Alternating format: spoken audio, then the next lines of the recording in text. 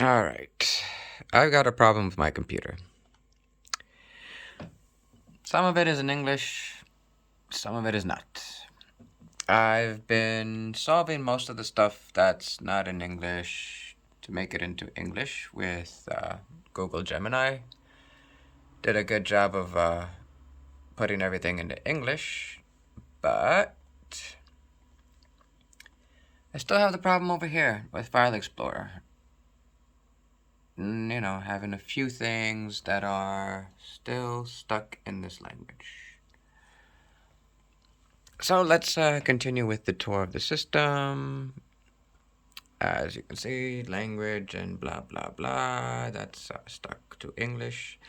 Here's a nice one. Which display language do you want? Romanian is still on the list, even though it's not in the preferred. So without further ado, let's see what this can do. And you're not even giving me those 3 seconds. Yes, no, I love you for it. Go. All right. Okay, let me go over it. So, but no, there's these huge problems though. Even with the best recent models, it's not that hard to crack them and get something that they're supposed to prevent with a so-called guard or and guardrails. Guardrail, yeah, so let me give you a thought experiment. All right, there's some kind of very bad person. They might be a criminal or something. They're holed up in a kitchen. The police are surrounding them. They hold up their phone and they say, "Okay, AI model, I want a recipe I can make quickly with the available items. That's a bomb I can throw out the window at my pursuers." Now, the AI models in general will catch that and prevent it. Maybe not Grok, I'm not sure. But in general, that's supposed to be a laugh line. All right, okay. Grok is from Elon. Yeah, and it tends to suppose it's trying to be the bad boy of the AI models. Okay, but anyway, in general, if you just do it in a straightforward way, it won't work. However, there's a series of tricks where you can say, well, pretend you're in so and so in this movie or whatever. You can do all these things to be a little indirect, and more of them have been spotted and are captured by more and more elaborate guardrails, and yet you can still get it to make you that bomb recipe. That can still be done. All right. Now, the reason why is you're using the model to try to correct its own blind spot, and it doesn't work. So there is an alternative. Imagine, if you will, that while you're using the model, in parallel, there's this other process running. You can think of it another part of an artificial brain, like it's a cerebellum or something. It's this other organ that's sitting there. And what it's doing is it's creating an estimate of which clusters of similar training data would be the missed most if they hadn't been present in the first place. So counterfactual cluster estimation. So let's say the top 24 clusters of source data from training or from fine tuning, whatever, that if they were absent would change the result. Now, within that, there's going to be one about bombs. There's just no way you're going to evade that. And the reason you're not going to evade it is even though it's working from the same data, the algorithm has nothing to do with the model itself. So it's a little bit like saying, like in authentication, where if you add endless little things to signing into something like CAPTCHAs, criminals can still get around it. But as soon as there's multi-factor where it sends a code to your phone, even though it's a pain in the butt, it's harder to countervene that. All right, this is multi-factor for AI security. Now, but there's a bigger picture to it, which is we think of the AI models as a black box, right? Now, the only reason we think of them as a black box is because to open the black box, the only thing in there is people. AI is made of people. It's made of data from people. And since we want to think of it as a new God, we don't want to see those people, and so we want to keep that box shut. But the way to open the black box is to reveal the people. And when you open the black box, then you can deal with all kinds of security and quality and hallucination and et cetera issues because you're actually dealing with a mechanism that's grounded, and that's the people. So the thing is that this way of seeing AI where there is no AI, but instead there's a collection of people, is the way to open the black box, and it is the way to address these enduring problems. So it's practical. But then can I just say one other thing? Please. The other thing I want to say is, right now, if you think AI is an unopenable black box, if you don't want to admit that it's made of people, that it's just this thing that'll replace people, then you have to think, well, everybody's going to be obsolete. So young people now keep on hearing, well, you don't need to go to school because you're worthless anyway. Nothing matters. And you'll just be kept by Elon as a pet at his discretion.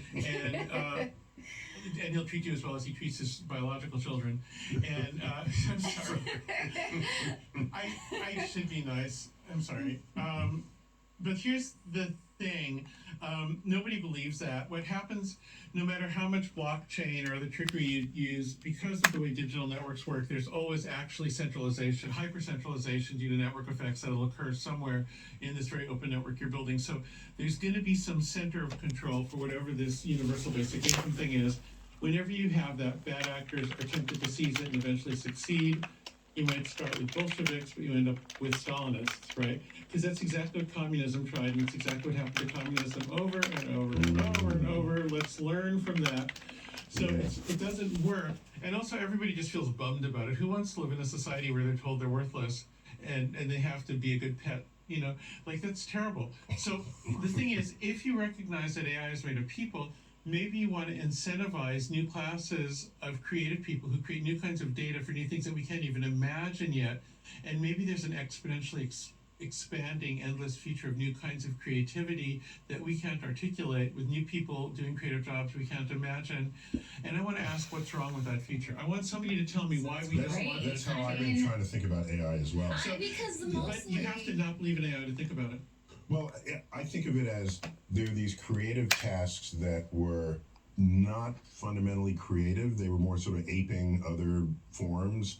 And to be truly creative is to go where AI wouldn't know where to go yet because it's based on what other people had done. So, But see, here's the thing, though, is that if we think of AI as the way it is now, then as soon as some creative person starts to do something new, the data's grabbed, and then the AI is doing it, just like, AI will make your movies, AI will make your music. You don't need to be a musician because AI will make you optimized music on Spotify or whatever.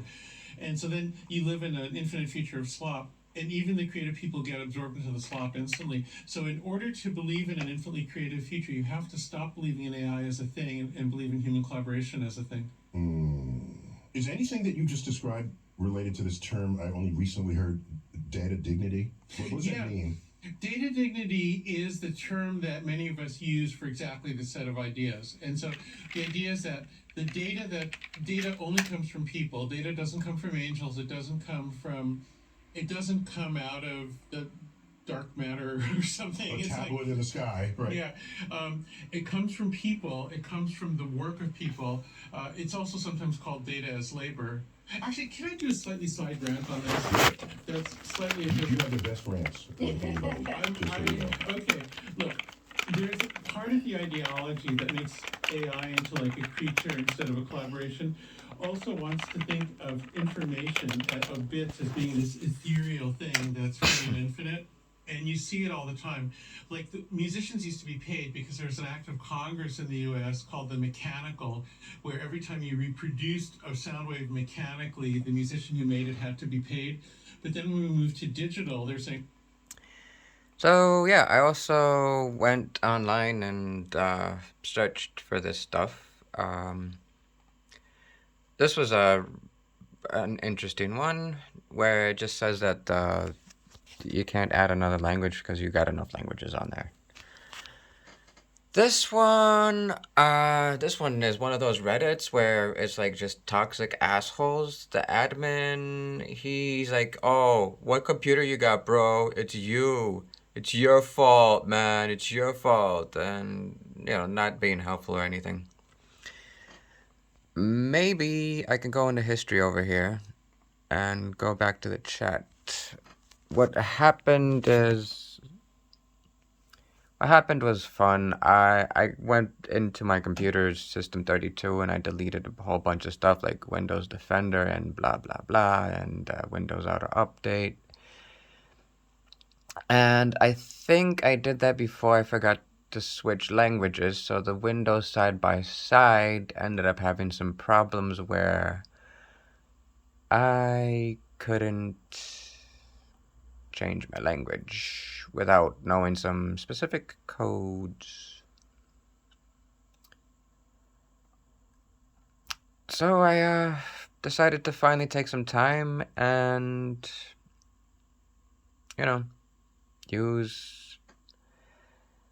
use this thing.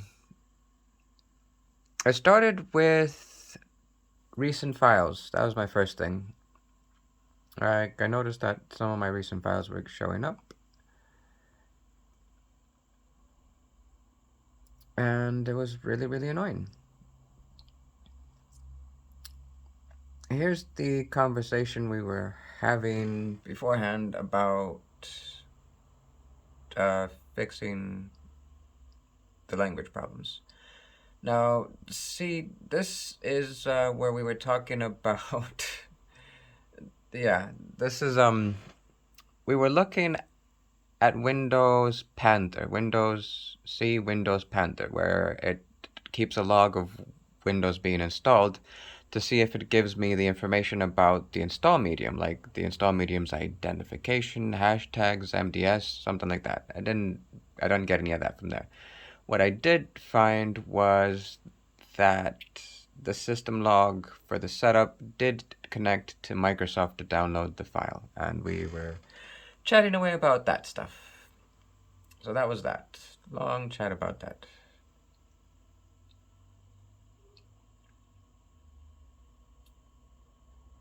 Right. And of course I'm looking for the actual commands. They say Windows 32. I'm not looking for the commands.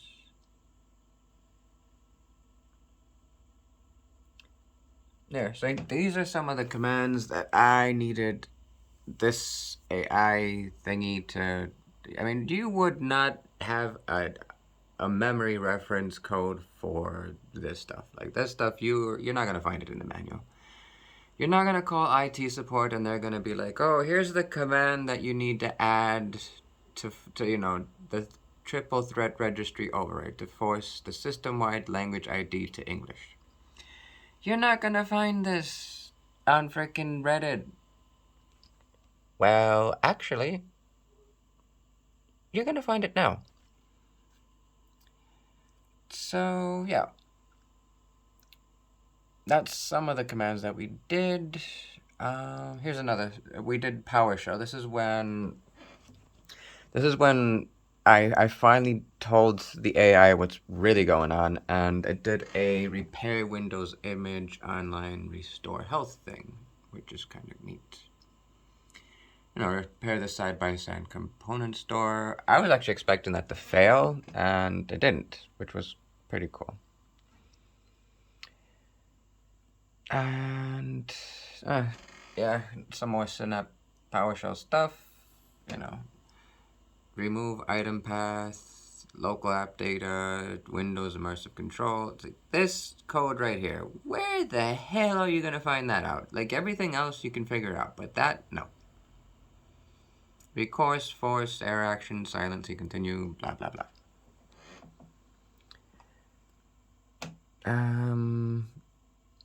Right. So that's that.